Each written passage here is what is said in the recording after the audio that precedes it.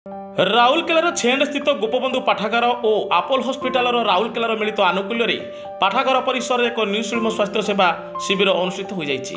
ଏହି ଶିବିରରେ ହସ୍ପିଟାଲ ତରଫରୁ ସ୍ନାୟୁରୋଗ ବିଶେଷଜ୍ଞ ଡାକ୍ତର ଦୀପ୍ତି ରଞ୍ଜନ ତ୍ରିପାଠୀ, ହୃଦରୋଗ ବିଶେଷଜ୍ଞ ଡାକ୍ତର ମିଲନ କୁମାର ଶତପଥୀ, ଅସ୍ଥିଶଲ୍ୟ ବିଶେଷଜ୍ଞ ଡାକ୍ତର ବରୁଣ କୁମାର ପଟେଲ, ଭେଷଜ ବିଶେଷଜ୍ଞ ଡାକ୍ତର ପ୍ରିୟଙ୍କା ପ୍ରମୁଖ ଯୋଗଦେଇ ଜନସାଧାରଣଙ୍କର ସ୍ୱାସ୍ଥ୍ୟ ପରୀକ୍ଷା କରିବା ସହ ଆବଶ୍ୟକ ପରାମର୍ଶ ଦେଇଥିଲେ।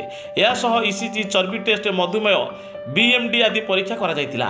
ଏହି ଶିବିରର ପରିଚାଳନାରେ ଆପୋଲୋ ହସ୍ପିଟାଲ ତରଫରୁ ବିଶ୍ୱଜିତ ବଳ, ରିତୁ କୁମାରୀ, ପୁଷ୍ପା କିଷାନ, ଚନ୍ଦ୍ରମା କୋଲେତ, ରୁନା ରାଉତ, ଶ୍ୟାମସୁନ୍ଦର ମହାରାଣା, ରବିନ କୁମ୍ଭାର, ପ୍ରଶାନ୍ତ ନାୟକ ଏବଂ ଗୋପବନ୍ଧୁ ପାଠାଗାର ତରଫରୁ ସଭାପତି ନବଘନ ସାହୁ, ଗିରିଜା ଶଙ୍କର ଗୋସ୍ୱାମୀ, ହରିହର ଶତପଥୀ, ରବିନାରାୟଣ ସିଂ, ରାଧାମୋହନ ନାୟକ, କୈଳାସ ସାମଲ, ବିବେକାନନ୍ଦ ଜେନା, ଦେବରାଜ ଗୌଡ଼, ପ୍ରତାପ ମହାନ୍ତି, ବିଶ୍ୱନାଥ ଜେନା, ସୂର୍ଯ୍ୟନାରାୟଣ ପଣ୍ଡା, ରବୀନ୍ଦ୍ର ସାହୁ ଓ ଅନ୍ୟମାନେ ଉପସ୍ଥିତ ରହି କାର୍ଯ୍ୟକ୍ରମ ପରିଚାଳନାରେ ସହଯୋଗ କରିଥିଲେ।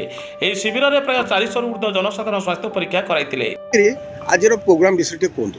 ମୁଁ ହେଉଛି ନବଘନ ସାହୁ, ଗୋପବନ୍ଧୁ ପାଠାଗାରର ସଭାପତି ତଥା ରାଉରକେଲା ରିଟାୟାର୍ଡ ଏମ୍ପ୍ଲୟି ଆସୋସିଏସନର ସଭାପତି।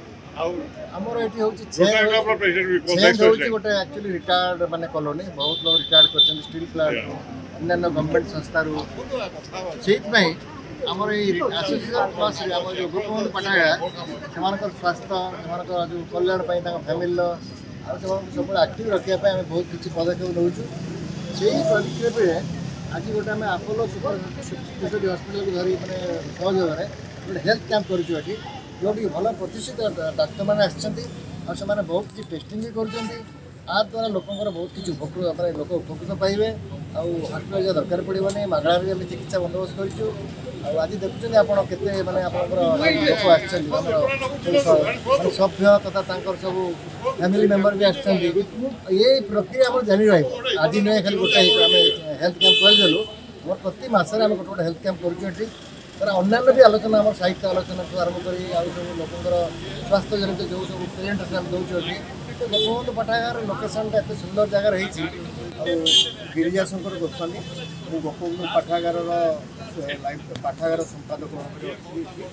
ଆମେ ଏଇ ବରିଷ୍ଠ ନାଗରିକମାନଙ୍କର ସୁନ୍ଦର ସ୍ୱାସ୍ଥ୍ୟ ପାଇଁ ବା ସ୍ୱାସ୍ଥ୍ୟର ସୁରକ୍ଷା ପାଇଁ ଆମେ ବିଭିନ୍ନ ସମୟରେ ବିଭିନ୍ନ ପ୍ରକାର କାର୍ଯ୍ୟକ୍ରମ ଆୟୋଜନ କରୁଛୁ। ଆଜି ଯେଉଁ କାର୍ଯ୍ୟକ୍ରମଟି କରିଛୁ ଏଥିରେ ଆମର ଆପୋଲୋ ହସ୍ପିଟାଲର ଡାକ୍ତରମାନେ ଆସିଛନ୍ତି ଏବଂ ଆମ କଲୋନୀର ଯେଉଁ ବରିଷ୍ଠ ନାଗରିକମାନଙ୍କ ସହିତ କିଛି ଯୁବକମାନେ ଏବଂ ଅନ୍ୟ ମହିଳାମାନେ ମଧ୍ୟ ଏଠିକି ଆସିଛନ୍ତି। ତାଙ୍କର ବିଭିନ୍ନ ରୋଗ ସମ୍ପର୍କରେ ସେ ଏଠି ଦେଖାଉଛନ୍ତି ଏବଂ ଆମେ ଭାବୁଛୁ ଯେ ଏଭଳି ଆମେ ଯେଉଁ କାର୍ଯ୍ୟକ୍ରମଟି କରିଛୁ ଆମ କଲୋନୀର ସମସ୍ତଙ୍କ ପାଇଁ ଅତି ଉପକାର ହେଉଛି ଏବଂ କାର୍ଯ୍ୟରେ ମଧ୍ୟ ଆସୁଛି। ଏବଂ ଯେଉଁମାନେ ବାହାରକୁ ଯାଇପାରୁନାହାନ୍ତି ଏଠି ସେମାନେ ବିଶ୍ୱନାଥ ଜେନା, এই ଗୋପବନ୍ଧୁ ପାଠାଗାରର ଜଣେ ସକ୍ରିୟ ସଦସ୍ୟ। ଆଜି ଆମ ଗୋପବନ୍ଧୁ ପାଠାଗାର ଏବଂ ରିଟାୟାର୍ଡ ଆସୋସିଏସନ ଆନୁକୂଲ୍ୟରେ ନବଘନ ସାହୁଙ୍କର ସଭାପତିତ୍ୱରେ ଏକ ସ୍ୱାସ୍ଥ୍ୟ ସଚେତନତା କାର୍ଯ୍ୟକ୍ରମ, ସ୍ୱାସ୍ଥ୍ୟ ଶିବିର ଆୟୋଜନ କରାଯାଇଛି, ଯାହାକୁ ଆପୋଲୋ ହସ୍ପିଟାଲ ତାର ସ୍ପନ୍ସରସିପ୍ କରିଛି ଏବଂ ଆପୋଲୋ ହସ୍ପିଟାଲର ବରିଷ୍ଠ ଡାକ୍ତରମାନେ ଆମ ସହିତ ଅଛନ୍ତି। ଏଠି କାର୍ଡ଼ିଓଲୋଜିର ସ୍ପେଶାଲିଷ୍ଟ ଅଛନ୍ତି, इंटरनल मेडिसिन स्पेशलिस्ट अच्छा, पल्मोनारी मेडिसिन स्पेशलिस्ट अच्छा, ऑर्थोपेडिक स्पेशलिस्ट आछंती, यूरोलॉजी स्पेशलिस्ट आछंती एवं न्यूरोलॉजी स्पेशलिस्ट आछंती।